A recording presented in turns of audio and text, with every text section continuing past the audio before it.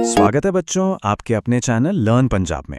आज हम पढ़ने वाले हैं क्लास 8 सब्जेक्ट इंग्लिश चैप्टर 8 जिसका नाम है वी हु लव बुक्स। बच्चों आज का ये लेसन कोई आम लेक्चर नहीं होने वाला बल्कि एक बहुत ही खूबसूरत जादुई सफ़र होने वाला है। आपने मूवीज़ में देखा होगा ना कैसे किताब खुलते ही एक अलग ही दुनिया शुरू हो जाती है।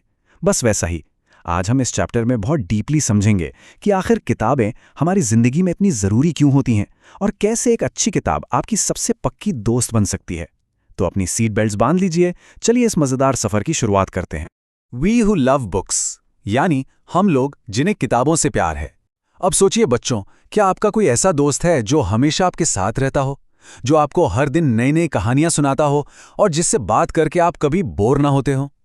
शायद ऐसा दोस्त ढूंढना मुश्किल हो, पर आज हम इस कविता के जरिए यही डिस्कवर करने वाले हैं कि जो लोग रीडिंग से प्यार करते हैं, किताबें पढ़ते हैं, वो असल में दुनिया के सबसे किस्मत वाले इंसान क्यों होते हैं। तो आज के इस एक्सप्लेनर में हम क्या क्या कवर करने वाले हैं, एक छोटी सी नज़र डाल लेते हैं। पहला, इंपॉर्टेंट वर्ड मीनिंग्स। दूसरा, books as life long friends. तीसरा, द टाइमलेस मैजिक। चौथा, ग्रेट थॉट्स एंड कंपेनियंस। पांचवा, सेटिंग आवर माइंड्स फ्री। और आखिर में हम करेंगे एक लेसन रिकैप। भाग 1, important word meanings, unlocking the magic. चलिए शुरू करते हैं। हमारा पहला शब्द है टैंगल। देखिए, इस पोएम के हिसाब से इसका मतलब होता है फेमिलियरिटी या अक्वेंटेंस। अगर बहुत आसान हिंदी में कहें तो जान पहचान। अब इसको रियल लाइफ से कनेक्ट करके सोचो। जैसे क्लास में किसी नए बच्चे से दोस्ती होती है तो धीरे धीरे एक बहुत अच्छी जान पहचान बन जाती है ना। बिल्कुल वैसे ही जब हम कोई पुरानी किताब पढ़ते हैं तो उसके कैरेक्टर्स और उसकी कहानियों से हमारी एक बड़ी गहरी जान पहचान बन जाती है। दूसरा शब्द है टाइमलेस। इसका अर्थ है beyond the limits of time, यानी समय या वक्त की बाउंड्री से बिल्कुल परे। ऐसी कोई चीज जो कभी पुरानी नहीं होती। एग्जाम्पल के लिए अपनी दादी या नानी की सुनाई हुई कोई फेवरेट कहानी याद कीजिए। वो सदियों से चली आ रही है, पर आज भी जब हम उसे सुनते हैं तो उतनी ही मजेदार लगती है ना? बस वही चीज टाइमलेस होती है। तीसरा शब्द है यान। वैसे आम भाषा में यान का मतलब धागा होता है, पर ध्यान रखना इस पोयम में यान का मतलब है एक लंबा किस्सा या एक ऐसी वंडरफुल टेल जिसे पढ़ना हमें बहुत ज्यादा पसंद आता है। एक ऐसी जादुई कहानी जिसमें हम पूरी तरह खो जाते हैं। चौथा शब्द है कंपेनियन। इसका सीधा सा मतलब होता है एक सच्चा साथी या आपका बेस्ट फ्रेंड। एक ऐसा साथी जो आपके साथ अपना वक्त बिताता है और मुश्किल समय में आपका साथ कभी नहीं छोड़ता। हमारे कवि कहते हैं कि अच्छी किताबें असल में हमारी सबसे सच्ची कंपेनियंस होती हैं। और हमारा आखिरी वर्ड है नरिश, जिसका मतलब है पालन पोषण करना। अब देखिए, इसको ऐसे समझिए, जिस तरह रोज अच्छा और हेल्दी खाना खाने से हमारे शरीर को ताकत मिलती है, उसका पालन पोषण होता है, ठीक उसी तरह किताबों में लिखे अच्छे विचार हमारे दिमाग और हमारी सोच का पालन पोषण करते हैं, हमारे माइंड को स्ट्रांग बनाते हैं। भाग 2, books as life long friends, stanza 1। आगे बढ़ते हैं। कवि कहते हैं, some books we cannot leave though the old and torn their binding. यानी हमारी जिंदगी में कुछ किताबें ऐसी होती हैं जिन्हें हम किसी भी हाल में छोड़ नहीं सकते, भले ही वो वक्त के साथ कितनी ही पुरानी क्यों ना हो जाएं या उनकी बाइंडिंग, उनके कवर फट क्यों ना जाएं। यहां पर एक बहुत ही गहरी बात बताई गई है, physical decay versus permanent value के बीच का फर्क।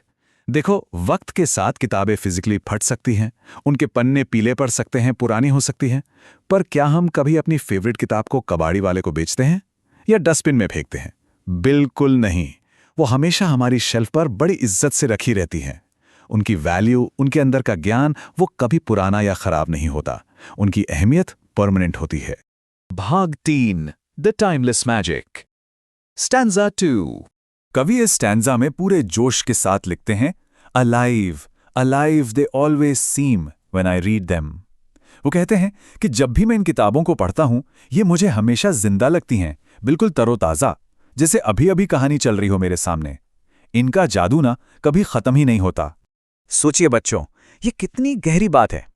कवि यहाँ समझाते हैं कि इन किताबों की जो कहानियां हैं, जो किस्से हैं, वो उनके साथ तब से हैं जब वो सिर्फ 10 साल के छोटे बच्चे थे।